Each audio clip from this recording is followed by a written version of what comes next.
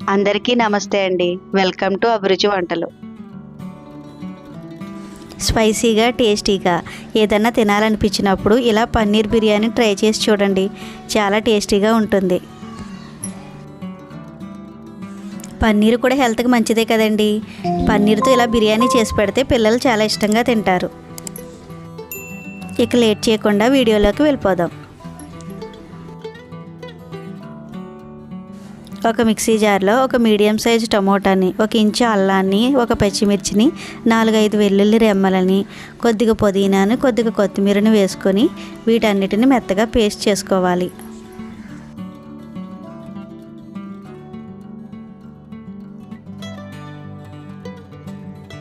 తీసుకున్న పన్నీర్ని మరీ చిన్నవి కాకుండా మరీ పెద్దవి కాకుండా మీడియం సైజు ముక్కల్లా ఉండేలాగా పన్నీర్ని కట్ చేసుకోవాలి.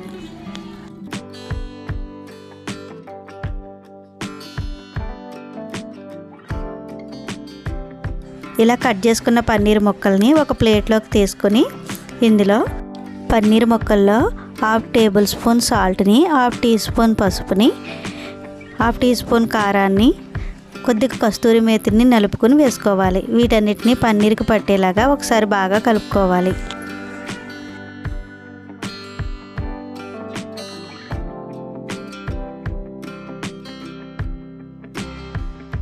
స్టవ్ పై కడాయి పెట్టుకుని కడాయిలో 1 టేబుల్ స్పూన్ నెయ్యిని వేసుకుని కరగనివ్వాలి. నెయ్యి కరిగిన తర్వాత మనం ఉప్పు కారం పట్టించిన పన్నీర్ ముక్కలను వేసుకొని లైట్గా ఫ్రై చేసుకోవాలి. పన్నీర్ ముక్కలు వేగిన తర్వాత వీటిని ఒక ప్లేట్లోకి తీసుకుని పక్కన పెట్టుకోవాలి.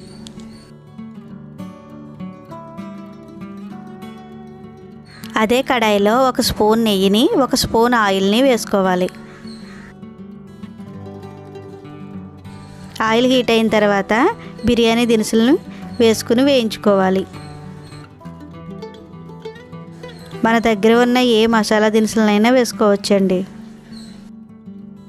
ఇందులోనే ఒక మీడియం సైజ్ ఆనియన్ని, 1 పచ్చిమిర్చిని కట్ చేసుకుని వేసుకుని వేయించుకోవాలి. ఆనియన్స్ బాగా వేగిన తర్వాత మనం ముందుగా అల్లం పుదీనా పేస్ట్ చేసి పెట్టుకున్న పేస్ట్ని కూడా వేసుకుని బాగా కలుపుతూ వేయించుకోవాలి. ఈ పేస్ట్ ఆయిల్లో ఎంత బాగా వేగితే మనకు బిర్యానీ అంత టేస్టీగా ఉంటుందండి. ఇందులోనే కొద్దిగా కొత్తిమీరను, కొద్దిగా పుదీనాను కూడా వేసుకుని ఒకసారి బాగా కలుపుకోవాలి. పుదీనా కొత్తిమీర మెత్తబడిన తర్వాత 1 టేబుల్ స్పూన్ కారాన్ని, 1 టీ స్పూన్ బిర్యానీ మసాలాను వేసుకుని ఒకసారి బాగా కలుపుకోవాలి. ఉప్పు కారాలు ఆయిల్లో బాగా వేగిన తర్వాత ఇందులో మనం ముందుగా నానబెట్టుకున్న బాస్మతి రైస్ని వేసుకుని ఒకసారి బాగా కలుపుకోవాలి.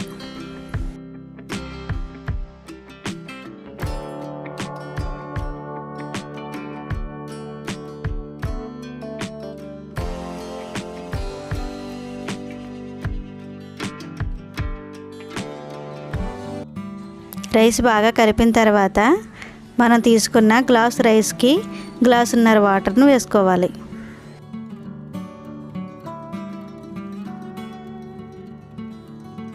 వాటర్ను వేసుకుని ఒకసారి కలుపుకొని ఇందులో రుచికి సరిపడా సాల్ట్ని కూడా వేసుకోవాలి.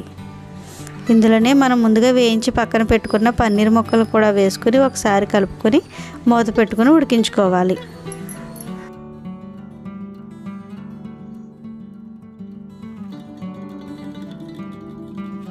మధ్య మధ్యలో చెక్ చేసుకుంటూ పన్నీర్ ముక్కలు విరిగిపోకుండా ఒకసారి బాగా కలుపుకోవాలి.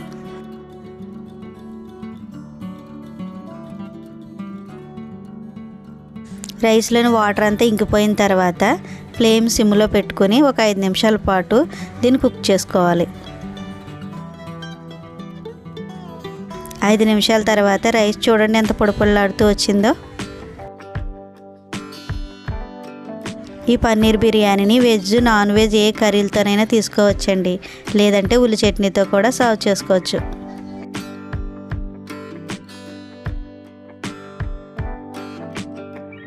పిల్లల లంచ్ బాక్సుల్లోకి ఇలా ఒకసారి చేసి పెట్టండి, మనకు బాక్స్ ఖాళీ చేసి తీసుకొస్తారు.